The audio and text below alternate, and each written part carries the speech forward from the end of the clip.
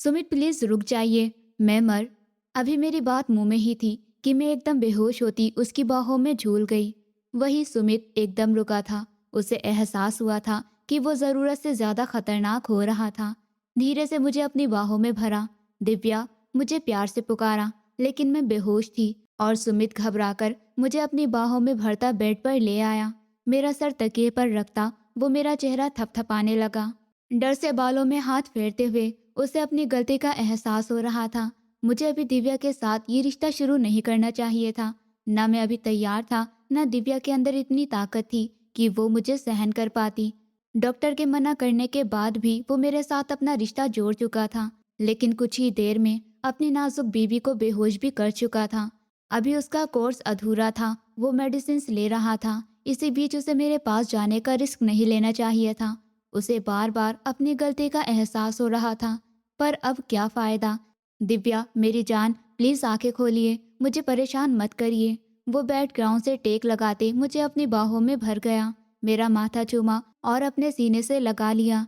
आंखें मीचे वो अपने किए पर शर्मिंदा हो रहा था कि तभी मैं हल्का सा हिली और सुमित की जान में जान आई। दिव्या, मेरी जान, आप ठीक है ना? वो मेरे चेहरे पर आते बालों को पीछे करता हुआ बहुत मोहब्बत और फिक्र से बोला था, जबकि मेरी आंखों से आंसू निकल गए थे। मैं सर झुकाए उसके सीने में छुप गई। आई एम सॉरी मेरी जान, मैं बहुत ज़्यादा एग्रेसिव हो गया था। मुझे ये सब नहीं करना था। मैं जानता था कि ऐसा हो जाएगा, फिर भी आपके पास आ गया। आई एम सॉरी, प्लीज़ मुझे माफ़ कर दीजिए। मेरी जान, आगे से ऐसा नहीं होगा। वो मेरा चेहरा हाथों में भरते हुए मेरे माथे और गालों पर चूमता चला जा रहा था। आप माफ़ी क्यों मांग रहे हैं? मैं उसके एहसास पर फिक्र से बोली थी। मैंने जो किया शायद वो माफ़ी के काबिल भी नहीं है। पेन तो नहीं हो रहा, डॉक्टर के पास चलें। वो मेरे चेहरे पर दर्द देखता हुआ फिक्रमंदी से बोला, कैसी बातें कर रहे हैं? ऐसे कौन जाता है डॉक्टर के पास? ये तो नेचुरल है ना? मैं शर्माकर उसके सीने में खुद को छुपाती धीरे से बोली थी, हाँ नेचुरल। वो सोच में पड़ गया। काश मेरी जिंदगी भी आम इंसानों की तरह होती और मैं भी इंसानों की तरह जिंदगी के इन खूबसूरत लम्हों को देर तक महसूस करता, इनको जीता। वो दिल ही दिल में सोचने लगा, लेकिन मुझसे कह नहीं सका। अच्छा, इधर देखो मेरी तरफ और सच सच बताओ, क्या सच में दर्द नहीं है? वो अभी मेरे लिए फिक्रमंद हो रहा था। मैंने जरा सा मूवमेंट करके अपने आप को सीधा किया ताकि खुद भी महसूस कर सकूं कि अब मैं ठीक हूँ। फिर मुंह फेर कर सुमित को देखा और धीमा सा मुस्कुरा दी। मैं ठीक हूँ, आप ज़रूरत से ज़्यादा फिक्र कर रहे हैं। मैं उसके आसपास अपनी बाहें फैला गई थी और सुमित तो सुमित ने मुझे पूरी तरह अपनी बाहों में ले लिया था। उसने मेरे कपड़े उठाए और मुझे पहनाने लगा। सुमित, मैं हैरान हुई। हाँ, वो मुझे कमीज पहनाता बिजी अंदाज में बिना मुझे देखे बोला था, बस मतलब। मैं शर्म के मारे जो पूछना चाह रही थी वो पूछ नहीं पा रही थी, जिस पर सुमित के होठों पर मुस्कान आ गई। वो मुझे तकिए पर लिटाता खुद दूसरी तरफ आया। इस वक्त खुद वो सिर्फ ट्राउजर पहने हुए था। कबर्ड से शर्ट लेते वो मेरे पास आते लेटता मुझे अपनी बाहों में भर गया। अधूरापन नहीं लग रहा क्या? मैंने सर ऊंचा किया, धीरे से बोली थी, आप मेरे साथ है दिव्या, और आपके होते हुए सुमित कभी अधूरा नहीं हो सकता। वो मेरे माथे पर होठ रखते हुए मोहब्बत से बोला था, आप बहुत पेंशन वाले हैं सुमित, वरना कोई मर्द इन लम्हों में पेंशन नहीं करता, बल्कि सिर्फ अपनी सोचता है। मैं अपने दिल की बात उससे कह चुकी थी। वो धीमा सा मुस्कुराया। मुझे क्या बताता कि वो किस तरह जुनूनी है, लेकिन मुझे तकलीफ ना पहुंचे इसलिए वो मेरे पास नहीं आता था। सो जाइए दिव्या, बहुत देर हो गई है। वो साइड लैम्प की रोशनी कम करता धीरे से बोला, तो मैं जरा सा ऊपर होते उसके कान में झुकी थी। सुमित के दिल की धड़कनें एकदम फिर से तेज हुई। मैं ठीक हूँ, आप चाहे तो कंटिन्यू कर सकते हैं। मुझे कहते हुए शर्म तो बहुत आई थी, लेकिन सुमित का ये एकदम मेरी फिक्र में पीछे हट जाना मुझे गिल्ट में डाल गया था। वो मुझे तकलीफ में देखने की वजह से दूर हो गया था। आप में अभी इतनी जान नहीं है कि मुझे सह सके। उसकी बात मैंने अपने दिल पर ले ली। आप मुझे अंडर एस्टिमेट कर रहे हैं। मैं आधे से ज़्यादा उसके सीने पर लेटी थी। मेरी क्या मजाल कि मैं आपको अंडर एस्टिमेट कर सकूं। मैं उससे बात करते करते नींद की वादियों में खो गई थी। सुमित ने मेरे बालों पे हाथ फेरते हुए मुझे अपने सामने किया। मैं बहुत मासूम थी और बहुत नाजुक भी। वो मेरा सर एक तकिए पर रखता, बाजू के सहारे बैठता मुझे देखने लगा था। क्या चीज़ हो यार आप, इतनी खूबसूरत और नाजुक सी पत्नी दे दी ऊपर वाले ने, और मुझे इतनी ताकत दे दी कि मेरी मासूम नाजुक पत्नी मुझे सह भी नहीं पा रही। वो मुझे देखते हुए दांत पीसते हुए बोला था, कुछ ही देर पहले कैसे मैं बिखर के उसकी बाहों में उसके सीने में छुपने की कोशिश कर रही थी और अब कैसे बेफिक्री की नींद सो रही थी, जबकि सुमित की नींद तो जैसे कहीं उड़ गई थी।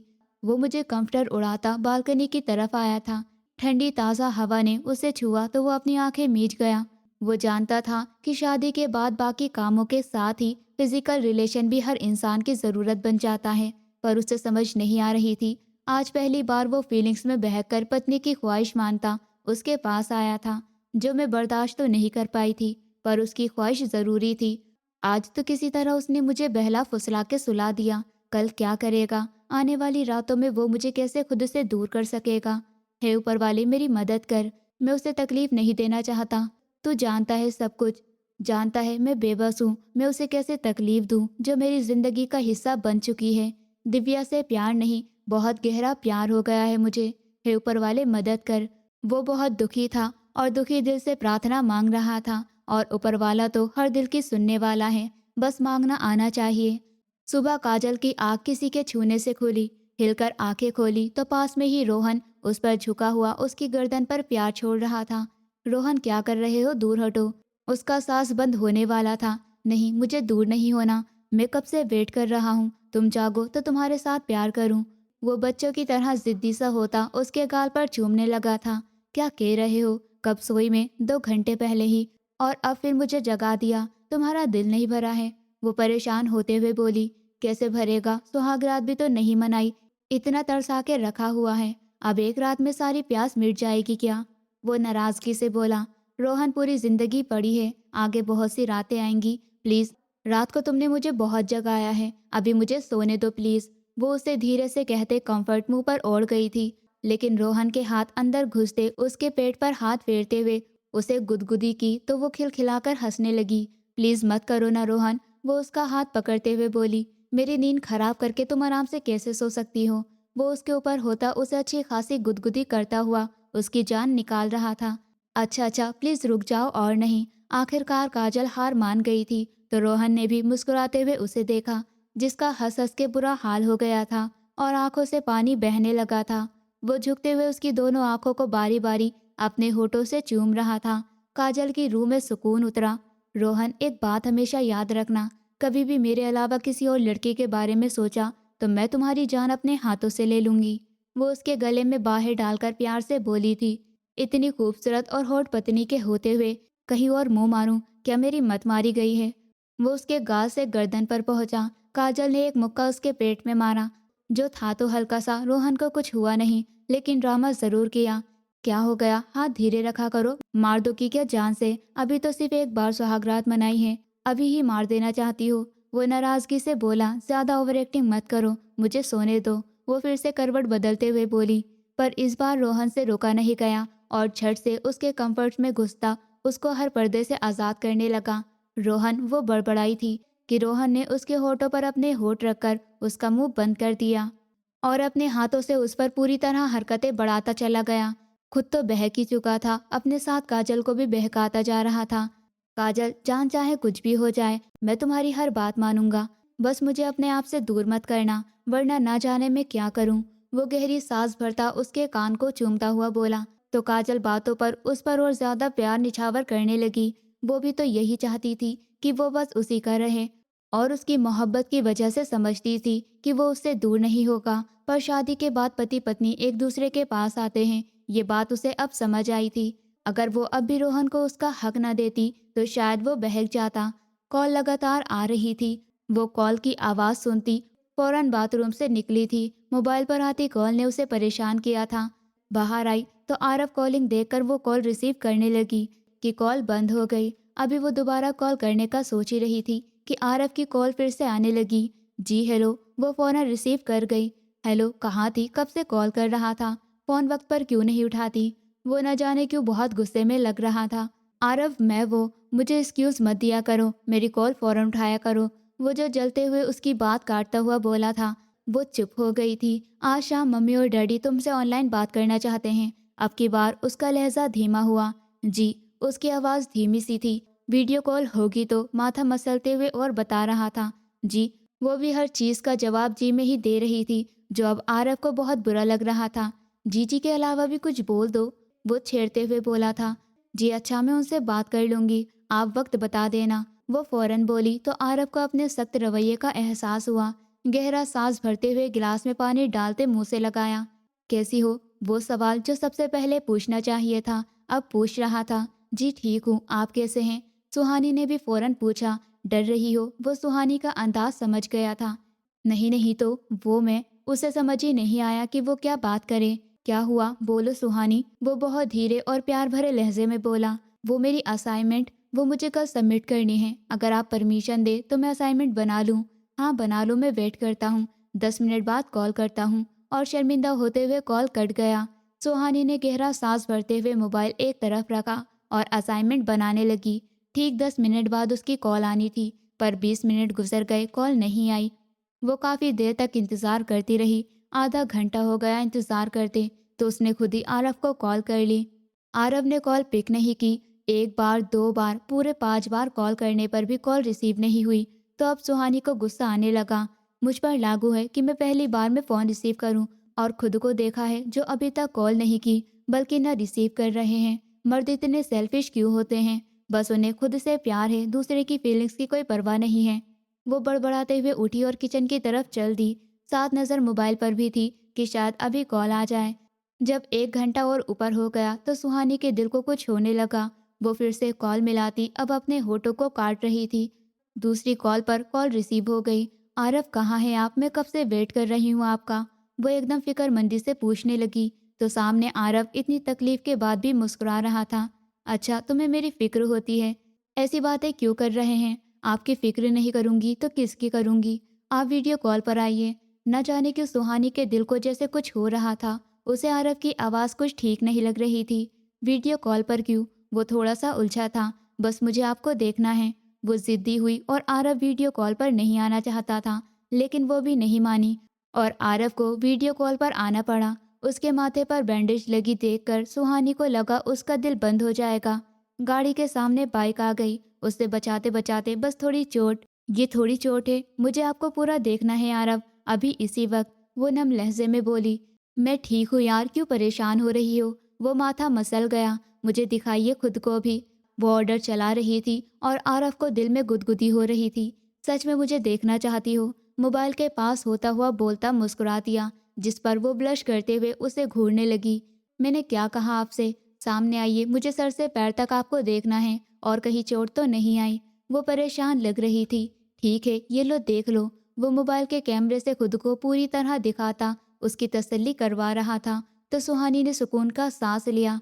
अब जब मैं आऊँगा तो मैं भी तुम्हें पूरी तरह देखूंगा, सर से पैर तक। वो भी सीरियस लहजे में बोला था। तो सुहानी उसे प्यार से देखने लगी। आप अपना ख्याल रखते हैं ना? वो नाराज हो गई थी। रखता हूँ ना, मैं जानता हूँ, मैं तुम्हारा हूँ, तुम्हारे लिए अपना ख्याल रखता हूँ, जैसे तुम मेरे लिए रखती हो अपना ख्याल। उसके बहुत मोहब्बत से देखते हुए बोले जा रहा था कि तभी वार्ड का दरवाज़ा खुला और एक लड़की भागती हुई उस तक पहुंची और उसके सीने से आ लगी। ये मंजर सामने मौजूद सुहानी ने हैरत से देखा, बिना पलके झपकाए। यही हाल आरव का भी था। आरव कैसे हैं? कैसे हुआ ये सब? जानते हैं मैं कितना डर गई थी। वो लड़की रो रही थी और आरव के सीने पर हाथ रखे वो बहुत प्यार से बोलती जा रही थी। तभी आरव ने दरवाजे से अपने डैडी को अंदर आते देखा था। आरव देख सकता था सुहानी की आंखों में आंसू, सवाल, दर्द और तड़प। वो अपनी आंखें सख्ती से मिच गया और वीडियो कॉल काट दी। इस वक्त वो सुहानी को कुछ भी बताने की पोजीशन में नहीं था, बल्कि इस वक्त उसकी अपनी पोजीशन ऐसी थी कि वो खुद तो समझ पाता कि आखिर ये सीन क्या है। दूसरी तरफ सुहानी अभी तक बुत बने खड़ी थी, दुपट्टा भी जमीन पर। उसके अलावा किसी और लड़की को अपने सीने से कैसे लगा सकता है वो तो उसका फियांसे है और बहुत प्यार से उससे सगाई की थी। वो हमारे डैडी का पुराना स्टूडेंट था और डैडी को एक दिन छोटा सा एक्सीडेंट होने पर घर में छोड़ने भी आया था। वही वो सुहानी पर दिल हार बैठा था और डैडी से सुहानी का हाथ मांग लिया था। उन्होंने उसे अपने माँ बाप को लाने का कहा, पर वो अमेरिका में रहते थे, उनका आना पॉसिबल था, इसलिए उनकी मर्जी से दोनों का रिश्ता तय करते हुए साथ ही सगाई भी कर दी। उन्होंने ऑनलाइन ज्वाइन तो किया था, पर उस दिन सिग्नल का इशू बन गया था, इसलिए वो ऑनलाइन ज्वाइन भी नहीं कर सके थे। सगाई के एक हफ्ते बाद ही आरव उनसे परमिशन लेता अमेरिका वापस चला गया और 1 साल से पहले शादी का वादा करके आया था। पर जैसे ही उसने अमेरिका में कदम रखा, उसके बाप ने उसे पकड़ लिया। उसका रिश्ता बचपन में ही उसके डैडी के बिजनेस पार्टनर की बेटी से हो चुका था। लेकिन उसने इंडिया जाते ही लड़की भी ढूंढ ली और रिश्ता भी पक्का कर लिया। और सिर्फ ये नहीं, सगाई भी कर ली। उसके डैडी बहुत ज़्यादा गुस्से में थे। ऐसे में वो उनके गुस्से से तंग आता घर छोड़कर अपने अपार्टमेंट में शिफ्ट हो गया था। पिछले 1 महीने पहले ही आरव के पापा सुदेश अंकल को हार्ट अटैक आया तो वो वापस पलटा था। पर उसके बाप ने उससे नाराज़गी का इजहार किया कि जब तक वो नंदिनी से शादी के लिए हाँ नहीं कहेगा वो उससे बात नहीं करेंगे। उनकी तबीयत खराब की वजह से वो उस वक्त ज़बरदस्ती से हाँ कर गया था। लेकिन बाद में सुदेश अंकल ने उसकी बात को सीरियस ले लिया और 1 महीने से उसके पीछे पड़े थे कि नंदिनी से शादी कर लो। पर 1 महीने से लगातार वो उन्हें टाल रहा था। कुछ देर पहले भी उसने अपने इंडिया जाने की धमकी दी थी, या तो वो उसकी पसंद को अपना ले या वो हमेशा हमेशा के लिए इंडिया चला जाएगा। उसकी धमकी सच साबित हो गई थी और उसके बाप ने थोड़ी चालाकी दिखाई कि वो सुहानी से उनकी ऑनलाइन बात करवा दे। सुदेश अंकल सुहानी से बात करना चाहते थे, उसे देखना चाहते थे। अगर वो उनको पसंद आ जाती तो वो ओके कर देते, वरना उसे सुहानी को छोड़ना होगा। और अगर नहीं छोड़ेगा तो भी कोई बात नहीं, लेकिन नंदिनी से शादी करनी होगी। उसकी बात पर वो बहुत ज़्यादा गुस्से में था कि सुहानी से भी सीधा मुंह बात नहीं कर रहा था। और फिर उसे असाइनमेंट के लिए छोड़ता खुद कॉल बंद करके ऑफिस के लिए निकला था कि रास्ते में छोटा सा एक्सीडेंट हो गया था, जबकि उसकी सोच सुहानी पर ही अटकी हुई थी। और अब अचानक हॉस्पिटल में आते ही, उसके वार्ड में एंटर होते ही नंदिनी ने उसे जोर से हक किया। और ये पहली बार हुआ था, वरना वो कभी भी पास आना तो दूर हेलो भी नहीं कहती थी। पर आज अगली पिछली सारी कसर पूरी कर दी थी। हाउ डेयर यू, वो गुस्से से बोला था। नंदिनी डर गई थी। आरव बेटा, ये सब कैसे? ज्यादा चोट तो नहीं आई मेरे बच्चे को? मिसेस सुदेश ने उसका माथा चूमा था। उनकी आंखें भीगी हुई थी। मम्मी प्लीज लीव मी, वो बहुत ही गुस्से में था। आरव, माँ से कैसे बात कर रहे हो? सुदेश अंकल ने गुस्से से कहा। डैडी प्लीज, आप लोग यहाँ क्यों आए हैं? मैं जिंदा था, खुद चलकर आ सकता था, आप लोगों को आने की क्या जरूरत थी? वो भड़का था। आरव बेटा, इसमें इतना गुस्सा करने वाली क्या बात है? हम माँ बाप हैं, तुम्हारी फिक्र हो रही थी, हमें फिक्र हो रही थी तुम्हारी, और तुम कहते हो हॉस्पिटल क्यों आए? वो दुखी अंदाज में बोले। और साथ में उसे भी ले आए? वो गुस्से से उठा था। खुद आए, इसे क्यों लेकर आए साथ? वो अभी भी भड़क रहा था। बेटा, इसे फिक्र हो रही थी तुम्हारी क्योंकि प्यार करती है तुमसे, इसलिए। प्यार? आरव बात काट गया। क्या प्यार इस चीज़ की परमिशन देता है कि किसी भी अनजान इंसान के गले लग जाओ? अपने अंदर के गुस्से को कंट्रोल करता हुआ बहुत बुरी तरह बात कर रहा था। भूलो मत आरव, होने वाली पत्नी है वो तुम्हारी, सुदेश अंकल ने गुस्से से कहा था। होने वाली? लेकिन सुहानी जो मेरे साथ सगाई के बंधन में बंधी हुई है, वो मेरी रूह का हिस्सा है। चाहे तो वो मुझे छू भी सकती है, मुझे गले भी लगा सकती है, लेकिन आज तक अभी उसने ये हरकत नहीं की। और आपकी ये सो कॉल्ड दोस्त की बेटी क्या समझती है खुद को, जो इतनी हिम्मत से आकर मेरे गले से लग गई है? आरव, कैसी बातें कर रहे हो? अब इतनी बड़ी बात नहीं है जितना तुम चिल्ला रहे हो। उसकी बातों पर नंदिनी मरने वाली हो गई थी। फिक्र में किसी भी अजनबी के गले लग जाती है। बहुत अच्छे, जिस लड़की को अपने लिमिट्स का ख्याल नहीं, अपनी इज्जत का ख्याल नहीं, आप उसे मेरे लिए चुन रहे हैं। आरव ने आज खूब सुनाई थी। वो अभी तक सुहानी की आंखों का दर्द नहीं भूल पाया था। आरव टूट गया था। डैडी, मैं इंडिया जा रहा हूँ। अचानक वो फैसला कर गया। उसे सुहानी के पास जाना था, उसे अपना यकीन दिलाना था, उसे भरोसा दिलाना था। वो तकलीफ में थी, उसकी तकलीफ को मिटाना था। तुम ऐसे ही नहीं जा सकते। अगर इंडिया जाना है तो मेरी शर्त अभी भी वही है, तुम्हें नंदिनी से शादी करनी होगी। वो बहुत गुस्से में बोले थे। और अगर मैं मना कर दूँ तो? अगर तुमने मेरी बात नहीं मानी तो क्या डैडी? वो अब सब कुछ खोने को तैयार था। वो सुहानी को नहीं खो सकता था। मैं तुमसे अपना रिश्ता तोड़ दूंगा और जायदाद से भी बेदखल कर दूंगा। आखिरी की धमकी यही थी, जिस पर कुछ पल को आरव चुपचाप हो गया और फिर धीरे धीरे चलता उनके पास आया। मुझे मंजूर है, अगर आप किसी पराई लड़की के लिए मुझे छोड़ सकते हैं तो मैं अपनी होने वाली पत्नी के लिए ये सज़ा पाने को तैयार हूँ। क्योंकि ये भी इतना ही सच है कि मैं सुहानी की जगह कभी भी आपकी इस दोस्त की बेटी को नहीं दूंगा। अपनी पत्नी का दर्जा सिर्फ मैं सुहानी को दूंगा, अपनी फैमिली भी उसी से बनाऊंगा। इसीलिए मैं अब इंडिया जा रहा हूँ। आपको आपका सब कुछ मुबारक डैडी। आप पैसों से, इस जायदाद से अपनी दोस्त की बेटी के लिए कोई हस्बैंड खरीद लीजिएगा। वो गुस्से से कहता निकल गया था। ये क्या किया आपने? मेरा बच्चा हमें छोड़कर चला गया। शिवानी आंटी बहुत दुखी हुई थी। उनका एक ही बेटा था, वो भी उनको छोड़कर जा रहा था। सुमित, वो अभी डॉक्टर के क्लिनिक से निकला था। उसके हाथ में फाइल पड़ी थी। उसने सारी सिचुएशन डॉक्टर को बता दी थी। डॉक्टर ने उसकी मेडिसिन चेंज की थी और उसे पत्नी के साथ कुछ दिन तक फिजिकल होने से बचने को कहा था। 1 हफ्ते बाद तक का कहा था। और वो सोच रहा था कि इस बीच अगर मैंने कुछ कह दिया या मेरा दिल चाहा तो वो क्या करेगा। गाड़ी में बैठा इस वक्त उसका मुंह घर की तरफ था, जहां जाने में उसकी जान निकल रही थी। उसका इरादा नहीं था घर जल्दी जाने का, लेकिन क्या करता, मेरा मैसेज आया हुआ था कि आज जल्दी घर आना है। उसके लिए एक सरप्राइज तैयार किया हुआ है। अब वो डर रहा था कि कहीं फिर से पिछली बार की तरह नाइटी पहनकर उसे सीड्यूस ना करूं। नहीं, उसे खुद को रोकना होगा। वो अपना मन बनाते गाड़ी पोर्च में रोकता। कितनी देर वही बैठा रहा और अपनी फाइल देखता रहा। अगर किसी दिन मेरी इस प्रॉब्लम के बारे में दिव्या को पता चल गया तो वो मुझे छोड़ जाएगी। इस सवाल से सुमित कांप उठा था। वो मेरे बिना जीने का सोच भी नहीं सकता था। डॉक्टर ने उसे बहुत उम्मीद दिलाई थी कि आपको मेडिसिन से काफ़ी फर्क पड़ेगा, पर 1 हफ्ते तक तो खानी ही पड़ेगी। और इससे पहले वो दिव्या के पास भी नहीं जा सकता था। वो गहरा सांस भरते हुए अंदर आया तो हर तरफ अंधेरा छाया हुआ था। वो थोड़ा उलझा। इतनी जल्दी घर की लाइट्स ऑफ नहीं होती थी। इससे पहले वो कुछ सोचता या करता, एकदम सारी लाइट्स ऑन हुई और उस पर पार्टी बूपर की बारिश होने लगी। Happy birthday Sumit, happy birthday. मैं सबसे आगे आई थी। बाकी सब घर के मेंबर्स सब मिलकर उसकी बर्थडे सेलिब्रेट कर रहे थे और मेरे चेहरे पर एक चमक थी, खास चमक, खुशी की चमक। चलिए ना सुमित, केक कट करते हैं। मैं उसका हाथ थामे उसे अंदर ले गई। सुमित ने केक कट किया और अपने पास खड़े सब लोगों के मुंह में दिया। बदले में मैंने भी सुमित को केक खिलाया और साथ ही शरारत से उसकी नाक पर भी लगा दिया। आज मैं बहुत खुश दिखाई दे रही थी।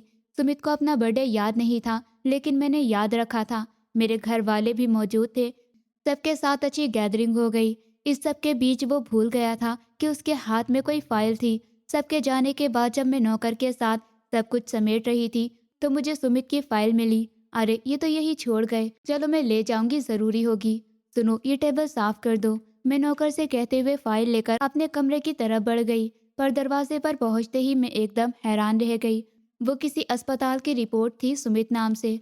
सुमित को क्या हुआ? उन्होंने कौन सा टेस्ट करवाया? मैं परेशानी से फाइल खोलकर पढ़ने लगी, लेकिन मुझे कुछ समझ नहीं आया। लास्ट पर बस ज़रूरी नोटिस लिखा हुआ था, पत्नी से फिजिकल होने से परहेज करें, 1 हफ्ते के बाद दोबारा चेकअप कराएं, उसके बाद पत्नी के पास जाएं। ये बात तो मेरे दिल पर लगी थी। मेरी आंखों से आंसू बह निकले थे। ऐसी क्या बीमारी थी या प्रॉब्लम थी जो सुमित को थी और वो इलाज करवा रहा था, पर मुझे नहीं बताया था। मैं अंदर आई तो सुमित रूम में दिखाई नहीं दिया, लेकिन बाथरूम में शावर से पानी गिरने की आवाज़ आ रही थी। मैं फाइल एक तरफ देखती खुद ड्रेसिंग रूम में गायब हुई थी। आज तो मैं आपके मुंह से सब कुछ उगलवा कर ही दम लूंगी। मैं फिर से आज ब्लैक नाइटी पहन रही थी, जो पहले से भी ज़्यादा हॉट थी, पर आज मेरा नाइटी पहनने का मोटिव कुछ और था। जब मैं हिम्मत करती बाहर आई तो सारी लाइट्स ऑफ थी, सिर्फ लैंप की रोशनी जल रही थी। दिव्या, मैं सुमित की पुकार पर चौंकी। नज़र उसकी तरफ उठी। वो बिस्तर पर लेटा मुझे अपने पास बुला रहा था और मैं जानती थी कि हमेशा की तरह वो मुझे अपने साथ बाहों में भरकर सुला देगा। और मुझे तो आज सोना नहीं था। मैं उसके पास जाते हुए उसके पास लेटी। सुमित ने मेरा सर अपने सीने पर रखा और हमेशा की तरह मेरे बालों में उंगलियां चलाने लगा। थैंक यू दिव्या, इतना प्यारा बर्थडे सेलिब्रेट किया। वो आंखें बंद किए बोला, जबकि मैंने एकदम उसका हाथ अपने बालों से हटाते हुए अपनी धड़कनों पर रखा। इस पल एकदम सुमित को करंट लगा। अब उसका ध्यान मेरे कपड़ों की तरफ गया। मेरे पैर सुमित के पैरों को छू रहे थे। क्या कर रही हो दिव्या, सो जाओ, काफी रात हो गई है। वो अपना हाथ बहुत आराम से मेरे हाथ से निकालता थोड़ा सा मुझसे दूर हुआ था कि मैं एकदम उसके ऊपर आते उसकी शर्ट के बटन खोलने लगी थी। अपने होठों से उसके सीने को महकाने लगी। मैंने उसके सीने पर चूमा तो सुमित, जो अपनी आंखें बंद किए हुए था, मेरे बालों में हाथ डालकर मेरा चेहरा पीछे कर गया। क्या हो गया है दिव्या, आज इस तरह बेताब क्यों? वो मजबूर नजरों से मुझे देखते हुए पूछ रहा था, पर मैंने तो आज कुछ नहीं बोलने की कसम खा रखी थी। जवाब में मैं धीरे से उसके होठों पर अपने होठ रख रही थी और फिर पूरे प्यार से टूटकर उस पर बरसने लगी थी। सुमित तो बेचैन हो रहा था। उसके हाथों की पकड़ मेरी कमर पर मजबूत होने लगी थी। मैं उसे अपने साथ बहका चुकी थी। इससे पहले कि सुमित अपने ऊपर से कंट्रोल खोता, एकदम होश में आया था। उसने फौरन मुझे खुद से दूर किया था। दिव्या मेरी जान, आज के लिए इतना बहुत है। वो मुश्किल से अपने आप को कंट्रोल कर रहा था। मैं सिर ना के सर में हिलाते हुए उसके कान के पास झुकी। मुझे पूरा होना है आज। मैं उसे क्या कहना चाह रही थी सुमित समझ गया था। दिव्या मेरी बात, वो मुझे रोकने की कोशिश कर रहा था। पागल हो गई हो, वो थोड़ा गुस्से से बोला, जबकि मेरी आंखों में आंसू भरने लगे। वो अभी भी मुझे कुछ नहीं बता रहा था। हाँ, पागल हो गई हूँ, मुझे आप चाहिए, अभी इसी वक्त, पास आइए फौरन। मैं उसे ऑर्डर लगा रही थी और सुमित बेड से दूर जा खड़ा हुआ। हम एक बेड पर नहीं सोएंगे। वो जैसे खुद को कंट्रोल कर रहा था। अगर आज आपने मुझे ऐसे ही अधूरा छोड़ा और बेड अलग किया तो मैं आपको सारी जिंदगी अपनी शक्ल नहीं दिखाऊंगी। अलग हो जाऊंगी आपसे हमेशा हमेशा के लिए। मैं अपनी तरफ से बहुत पावरफुल धमकी दे चुकी थी, लेकिन नहीं जानती थी कि सामने सुमित, जो अगर पोलाइट है तो मुझसे भी कहीं ज्यादा एग्रेसिव, क्या बकवास की है। वो गुस्से से दांत पीसते हुए आगे बढ़ा था। एक पल को मैं डर गई थी। दोबारा बोलिए, मुझसे दूर होंगी। वो मेरे सर पर आ खड़ा हुआ। मैं डर के 2 इंच पीछे सरकी। हाँ, हो जाऊंगी। आप मुझे सेटिस्फाइड नहीं। दिव्या, सुमित का हाथ उठा था। मैंने बेयकीनी से उसे देखा। इतनी मुश्किल से खुद को कंट्रोल किया और अपना हाथ गिरा दिया। गहरा सांस भरता हुआ पीछे हटा। ठीक है, आपकी मर्जी है। अगर आप मेरे साथ खुश नहीं हो, मुझसे दूर हो सकती हैं। वो इतनी नॉर्मल अंदाज में बोला कि बोलकर ड्रेसिंग रूम में जाकर बंद हो गया था। मैं तो हैरान रह गई थी कि मुझे सच में वो छोड़ने का बोल गया था या सुनने में मुझे कोई गलतफहमी हुई थी। मुझे अभी तक ये यकीन नहीं आ रहा था। उसने मुझसे अपनी तकलीफ शेयर करने के बदले मुझसे दूरी का ऑप्शन ज़्यादा बेस्ट लगा था। ये रात हम दोनों की कांटों पर गुजरी। सुबह का वक्त निकलने आया तो मैं प्रार्थना कर रही थी। मेरा पूरा चेहरा आंसुओं से भीगा हुआ था, आंखें बंद थी। सुमित खुद पूरी रात जागता रहा। अब एकदम मुझे देखकर अपनी तकलीफ भूलकर पिघल चुका था। मैं रो रही थी या प्रार्थना कर रही थी वो नहीं जानता था। मेरे मरने की प्रार्थना कर रही हो, वो जानबूझकर ये बात बोल गया कि मैं अपने आंसू रोक सकूं। उसकी आवाज़ पर मैं तड़पकर उसे देखने लगी। आपसे पहले ऊपर वाला मुझे मौत दे दे सुमित। काश आप समझ सकते दिव्या की मोहब्बत को। मुस्कान भरी नजरों से कहते अपने आंसू पोंछते हुए उठ चुकी थी। सुमित ने मुझे कलाई से थामकर अपनी तरफ खींचा। क्या मैं सच में बुरा हूँ, आपको खुश नहीं रख पाया कि आपने मुझसे अलग होने का फैसला कर लिया? वो बहुत दुखी था। सुमित, अलग होने का मतलब तलाक नहीं होता, मौत भी होती है।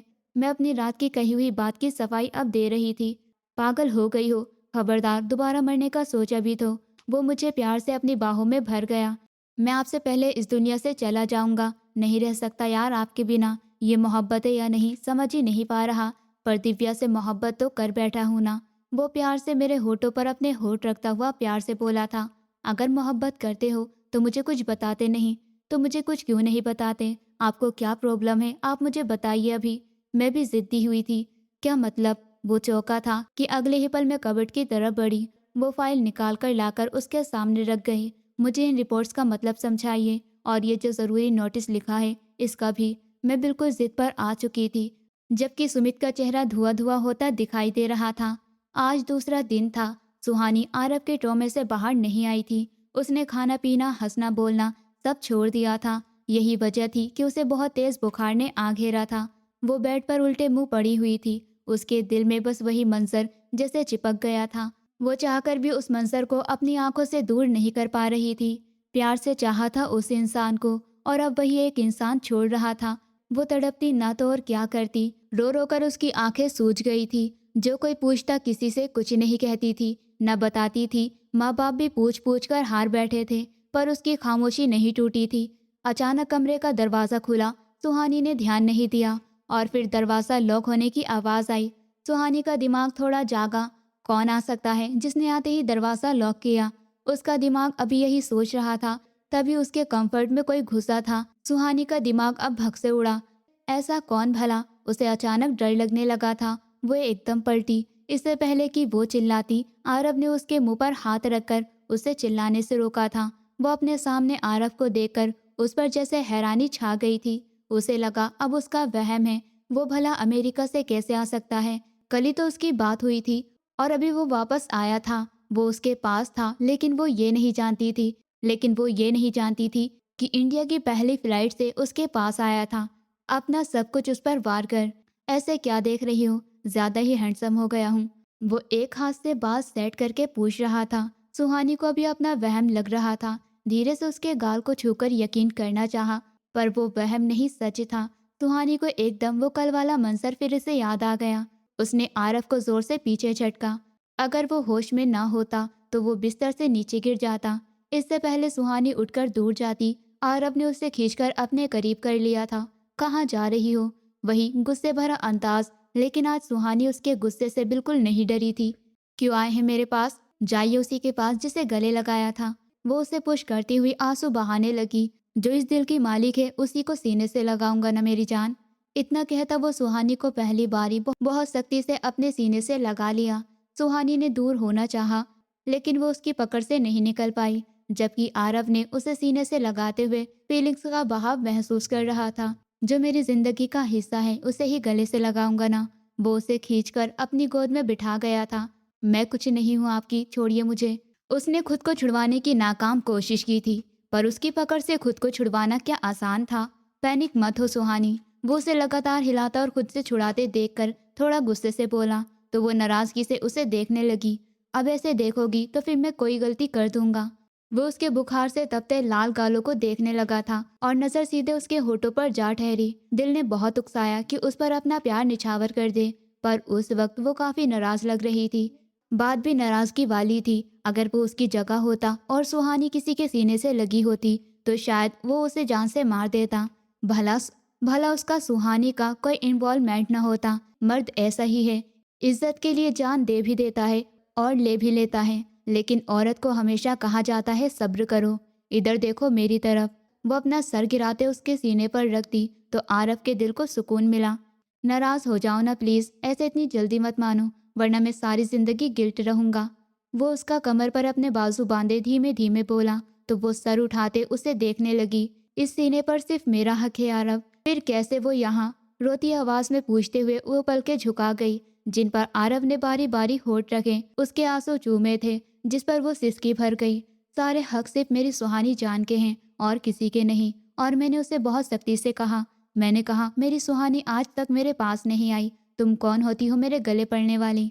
आरव ने उसको बहलाना चाहा, फिर वो मासूमियत से बच्चों की तरह उसे देखकर पूछने लगी, फिर क्या? माफी मांगी और मैंने सबसे बोल दिया मैं जा रहा हूँ अपनी सुहानी के पास, खुद जाकर अपनी जान को मनाऊंगा। देखो पहली फ्लाइट से आ गया तुम्हारे पास, बिना किसी की परवाह किए। वो उसके माथे पर होठ रखे उसको सेटिस्फाई कर रहा था और वो सेटिस्फाइड होते आंखें बंद कर गई थी। 2 दिन से उसने कुछ नहीं खाया था, टेंशन से अलग बुखार आ रहा था। अब आरव के साथ मिलकर वो पूरी तरह हिम्मत हार गई थी। इधर देखो मेरी तरफ, ये जूस पियो। वो उसके सामने ऑरेंज जूस करने लगा तो वो सरना के इशारे में हिला गई। क्यों नहीं पीना? वो उसके नखरे उठा रहा था, क्योंकि वो उसकी मनपसंद औरत थी। आप बहुत बुरे हैं, इतनी बार मुझे डांटते हैं, और जब खुद गलती करो तो वो आपका हक है। वो धीरे से भिनभिनाई, अच्छा कभी नहीं डांटूंगा अपनी जान को, बल्कि कभी छोड़कर भी नहीं जाऊंगा। अपनी जानू के पास रहूंगा और अपनी जानू को सीने से लगा कर रखूंगा हमेशा। वो फिर से उसे सीने से लगा गया। अब तो पी लो मेरी जान, पहले वादा करिए आज के बाद आपको मेरे अलावा कोई नहीं छुएगा। ये सिर्फ मेरा है, सिर्फ सुहानी मेरी जान का है। वो फिर से उसे प्यार से मना रहा था तो वो उसके हाथ से जूस का गिलास लेती अपने होठों को लगा गई थी। अब उसे यूं हल्का फुल्का देखकर गहरा सांस भरता आंखें बंद कर गया। कितनी बेचैनी में वो इंडिया आया था ये वही जानता था। माँ बाप की इमोशनल ब्लैकमेलिंग में वो पिछले 6 महीने से तकलीफ में था। उसका सुकून सुहानी से जुड़ा हुआ था और उसके माँ बाप को लगता था नंदिनी से शादी करके वो खुश रहेगा, जबकि उसकी खुशी तो सुहानी के साथ जुड़ी थी। आरव, आप मेरे लिए अमेरिका से इंडिया आए हैं? वो उसकी तरफ देखते हुए प्यार से पूछ रही थी। और किसकी वजह से आया हूँ? वो उसके बालों को कानों से पीछे करते हुए प्यार से बोला था। इतनी मोहब्बत करते हैं मुझसे? दोनों गालों को थामे वो मुस्कुराकर पूछ रही थी। सुहानी, नहीं जानता मैं मोहब्बत है क्या है, मुझे तो शायद उससे ऊपर की बीमारी लग गई है। उसके कहने पर इस बार सुहानी खिलखिलाकर हंसी। वो उसके गाल में अपनी बाहें डाल गई। वो उसके गले में अपनी बाहें डाल गई। थैंक यू सो मच मुझे स्पेशल फील कराने का। आपकी जिंदगी में सबसे पहले मैं हूँ। इस बार वो उसके गाल पर होठ रख रही थी। मारने का इरादा है? पहली बार इतनी बड़ी हरकत कर रही हो, पागल लड़की। इतने ही पास आओ जो बाद में सह भी सको। वो आगे बढ़कर उसकी नाक को टिप करते हुए होठ रखते हुए मोहब्बत भरे लहजे में बोला, और सुहानी ने शर्म से सर झुकाते हुए उसके सीने में मुंह छुपा लिया था। रिपोर्ट सामने थी। वो रिपोर्ट सामने थी। वो चुपचाप उसे देख रहा था। सुमित क्या जवाब देता? अब कुछ भी छुपाने के लायक नहीं बचा था। ये रिपोर्ट्स मुझे दो। वो मुझसे लेने लगा कि मैंने हाथ पीछे कर लिया। आपने पहले मुझे नहीं बताया ये किस चीज़ की रिपोर्ट है, क्या बीमारी है आपको? जो मुझे बीमारी है वो तुम सुन नहीं सकोगी। वो मेरे हाथ से रिपोर्ट खींचता पहली बार मुझे तुम कह रहा था और मैं इस बात को दिल पर ले गई थी। क्या आपको एड्स है? इस बात पर सुमित ने हैरानी से देखा मैं क्या समझ रही थी और क्यों उसके चेहरे पर हवाइयाँ उड़ी हुई थी। रिपोर्ट्स को एक तरफ रखते मेरे पास आया। आपको लगता है कि मुझे? वो मुझसे ज़्यादा आंखें फाड़े पूछने लगा। फिर पत्नी से दूर रहने को क्यों लिखा है? मैं अब बच्चों मैं अब बच्चों की तरह बोली, मुझे सहन नहीं कर सकती कोई भी लड़की। मेरे अंदर उसकी बात सुनकर मेरे रोंगटे खड़े हो गए। वो क्या था? उसके अंदर बहुत ज़्यादा ताकत थी जिस वजह से वो मेरे पास नहीं आता था और मैं समझ रही थी मेरे हस्बैंड को एड्स जैसी बीमारी है। मैं शर्मिंदा होती हुई सर झुका गई। अब बताओ क्या जवाब है आपका? मुझे आप चाहिए। मैं आज तैयार हो गई उसको सहने के लिए। पागलपन मत करिए दिव्या, जाइए जाकर सो जाइए, अभी सुबह होने में वक्त है। वो रिपोर्ट्स की तरफ देखता तेजी से बोला तो मैं मुस्कुराकर ड्रेसिंग रूम में गुम हो गई और सुमित की सोच के हिसाब से मैं साड़ी पहनकर बाहर आई जो मैंने खुद ऑनलाइन मंगवाई थी। अब आप जानबूझकर मुझे बहकाएंगी? वो नाराज सा हुआ। मुझे मेरा हक चाहिए। मैं उसकी शर्ट के बटन खोलते हुए बैठते हुए भारी लहजे में बोली, कभी भी नहीं, मैं आपको कोई तकलीफ नहीं देना चाहता। जानती हूँ मुझे आप तकलीफ देंगे भी नहीं। मैंने उसके माथे पर होठ रखे उसे परेशान कर रही थी और फिर होठों को अपनी पकड़ में लेते हुए मैं मुस्कुराई। मान जाइए दिव्या। मैं उसकी बात पर हंसने लगी। ज्यादा दांत मत दिखाएं, भूल गई लास्ट टाइम में जब बेहोश हो गई थी। वो मुझे याद करवाता और हंसने पर मजबूर कर गया। अब पक्का बेहोश तो नहीं होगी। पास आइए मेरे। अगले पल में उसका हाथ थामे अपने दिल की धड़कनों पर रख गई और यहीं पर वो मुझे देखते हुए अपनी फीलिंग्स को कंट्रोल नहीं कर पाया और सारे पर्दे गिराता मुझ पर पूरे प्यार से समा गया कि मेरी चीख निकल गई। वो घबराकर रुक गया, मुझे परेशानी से देखने लगा। हट जाऊं पीछे? वो मेरे माथे पर होठ रखे फिर से बोला तो मैं सरना के इशारे में हिलाते हुए उसके सीने पर होठ रखते हुए छुप गई। जब बर्दाश्त से बाहर हो जाओ तो बता देना। वो मुझ पर धीरे धीरे छाता आखिरकार मुझे अपना बना ही गया। मम्मी डैडी के घर सुहानी की शादी की तैयारियों का शोर शुरू हो चुका था और आरव ने एक दो बार फोन पर अपने डैडी से कांटेक्ट करने की कोशिश की कि वो इंडिया आ जाएं, उसकी शादी अटेंड कर ले, लेकिन वो उसे बहुत नाराज थे। इसलिए आना तो दूर की बात, उन्होंने उसकी कॉल रिसीव करना भी ज़रूरी नहीं समझा। ऐसे में वो बहुत उदास हो गया तो डैडी ने उसकी हिम्मत बढ़ाई कि वो उनके लिए उनका बेटा है। अब ये सही बात है कि कुछ पाने के लिए कुछ तो खोना ही पड़ता है, लेकिन वो अपने माँ बाप को खोना नहीं चाहता था। लेकिन उनकी वजह से वो अपनी पत्नी को भी नहीं खो सकता था। सुहानी से रिश्ता उसके अपनी दिल की मर्जी से किया गया था। आज वो कैसे उसे छोड़ देता? हर रिश्ता अपनी जगह है, माँ बाप का अपनी जगह और पत्नी का अपनी जगह। अब यहाँ पर अगर वो अपने माँ बाप की सुनता तो अपनी पत्नी के साथ गलत करता, जिसमें सुहानी का तो कोई कसूर नहीं था, तो उसको क्यों सजा देता? इसलिए उसने इंसाफ वाला फैसला अपनाया और सब कुछ ऊपर वाले पर छोड़ दिया। पैन तो नहीं। जब मैं जागी तो सुबह से वो 20 बार मुझसे एक ही सवाल पूछ चुका था और हर बार मेरा एक ही जवाब होता था, नहीं। लेकिन सुमित को सुकून नहीं आ रहा था। मैं नाजुक सी लड़की उसे कैसे सह गई थी और अब मैं बिल्कुल फ्रेश थी। कहीं मेडिसिन का असर अच्छा तो नहीं होने लगा था। वो काफ़ी खुश था। मिसेस, लगता है आपके अंदर या तो स्टेमिना ज़्यादा आ गया है जो मुझे सहन कर लिया, या मेरे अंदर कुछ कमी हो गई है कि आप मुझे इतनी आसानी से। सुमित प्लीज़ चुप कर जाइए, आप तो पीछे ही पड़ गए हैं। मैं अपनी लिपस्टिक लगाते हुए नाराज़गी से बोली। सुमित ने मुझे अपनी बाहों में भरा। मुझे परेशान मत करिए ना, मैंने बड़बड़ाया। अच्छा, कहीं बहन तो नहीं है? सच में बताएं। वो अब की बार कान में घुसता हुआ प्यार से पूछ रहा था। सच्ची बोल रही हूँ, नहीं है। आप बिल्कुल फ्रेश हूँ पक्का? मैं भी उसके कान में प्यार से बोलते हुए उसको सेटिस्फाइड कर गई थी। मतलब अब हम जब चाहे पास आ सकते हैं। अच्छा है, वरना ना जाने कितने समय तक मुझे इस गिल्ट में रहना पड़ता। शर्मिंदा होता हुआ बोला, मेरे होते अब ऐसा कभी नहीं होगा। मैं उसके गाल पर होठ रखते उसके सीने से लग गई थी। एक तरफ सुहानी और आरव की शादी के दिन तय हो गए थे तो दूसरी तरफ सुमित और मेरे बीच भी सब कुछ ठीक हो गया था। रोहन ने घर वालों को बाप बनने की जब खुशखबरी सुनाई थी तब से सुमित को भी बाप बनने का भूत सवार हो गया था और हर 2 दिन छोड़कर वो मुझे खुश करता था। लेकिन अब मैं उससे डरने लगी थी। वो सच में आम मर्दों से हटकर था। उसकी ताकत को सहन करना इतना आसान नहीं था, पर वो भी बहुत ध्यान रखता था और बहुत संभल कर मुझ पर प्यार बरसाता था। पर बाप बनने की उसकी ख्वाहिश बढ़ती जा रही थी। सुमित, मुझे नहीं पता, मुझे मेरा शर्मिला हस्बैंड वापस चाहिए। मैं गुस्सा करते बोली। मैं तो शर्मीलेपन में खुश था दिव्या जान। आपने मेरा शर्मीलापन उतार कर फेंक दिया। अब मुझे बर्दाश्त करने के लिए तैयार हो जाओ। वो मुझे बिस्तर पर बैठाते हुए मुझे लिटा गया। नहीं नहीं, अभी आपका पहला रोमांस मेरा होश वापस नहीं ला पा रहा, दोबारा से नहीं। मैं घबराकर पीछे हटते बोली कि सुमित ने मुझे पैर से पकड़कर अपनी तरफ खींचकर लिटा दिया। अब तो आप गई, अब मुझे दुनिया की कोई ताकत बाप बनने से नहीं रोक सकती। मुझे एक साथ जुड़वा बच्चे चाहिए। वो मेरी गर्दन पर झुकता मीठे लहजे में बोला।